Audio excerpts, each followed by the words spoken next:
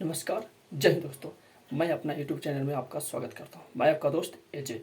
आज हम बात करने वाले हैं एसएसजीडी ट्रेनिंग के बारे में। एसएसजीडी की ट्रेनिंग कितने दिन की होती है, ट्रेनिंग के दौरान छुट्टी मिलती है या नहीं मिलती है, ट्रेनिंग में क्या क्या दिक्कतें आती है, क्या क्या परेशानी हमें झेलना पड़ता है, उसी के बारे में आज कवर करेंगे। तो एसएसजीडी की ट्रेनिंग कितने दिन की होती है, तो सभी फोर्स का अलग अलग ट्रेनिंग होती है।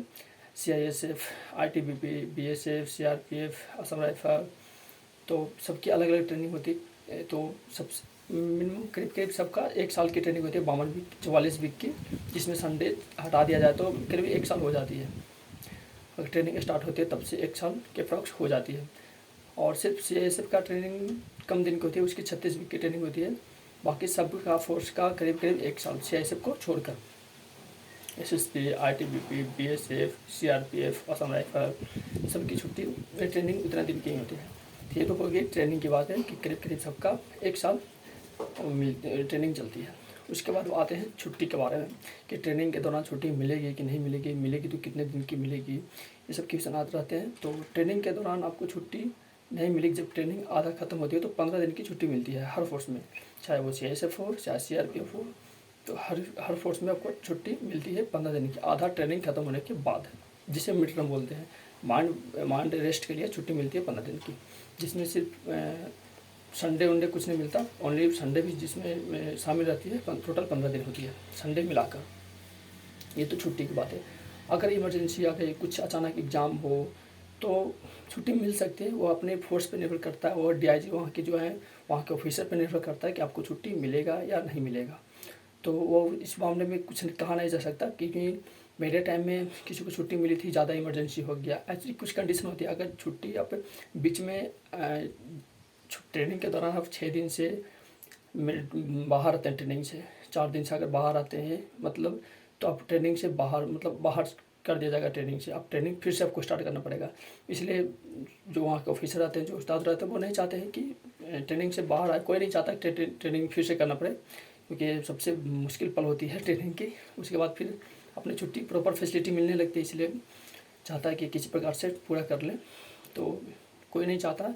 और कोई ज़्यादा इमरजेंसी आती है तो बिल्कुल छुट्टी मिलेगी, जैसे माँ का डेथ हो गया या फिर पिता का डेथ है, और या कुछ और इमरजेंसी हो, बहन की शादी के लिए कम चांस है। किसी किसी का फोर्स को किसी किसी बल ने छोड़ देता है, जैसे सीआईएसएफ वगैरह या फिर बीएसएफ छोड़ देती है। वहाँ के ऑफिसर पर निर्भर करता है, बता रहा हूँ ना कि वहाँ के ऑफिसर पर निर्भर करता है कि आपको छुट्टी मिलेगी या नहीं मिलेगी इमरजेंसी के दौरान। और बाकी आप ज़्यादा दिन बाहर रहिएगा और ट्रेनिंग से बाहर रहिएगा तो आप ट्रेनिंग से बाहर कर दिया जाएगा, आपको फिर से ट्रेनिंग करनी पड़ेगी जब नया बैच स्टार्ट होगी तब। ये तो होगी छुट्टी के बारे में। और बात करते हैं परेशानी के बारे में। परेशानियाँ ट्रेनिंग तो बोल सकते हैं कि परेशानियाँ तो होती हैं, उसका कुछ शेड्यूल होता है। बस एक बार ढलने के बाद मज़ा आता है। फिर ट्रेनिंग में जब अलग अलग स्टेट से अलग अलग रहते हैं ना, तो फिर मज़ा आते हैं। वहाँ पे मज़ा लेने वाले ट्रेनिंग में मज़ा लेते हैं, और रोने वाले हमेशा रोते ही रहते हैं कि बहुत दिक्कत हो रही है, बहुत परेशानियाँ हो रही है। क्योंकि वहाँ टाइम रहता है ना, टाइम सोचने के लिए नहीं मिलता। तो बस यही रहती दिक्कत होती है समय की। आप वहाँ मोबाइल यूज़ नहीं कर सकते, थोड़ा मस्ती नहीं कर सकते, बस बिजी रहना है। बिजी पर्पस रहती है आपकी।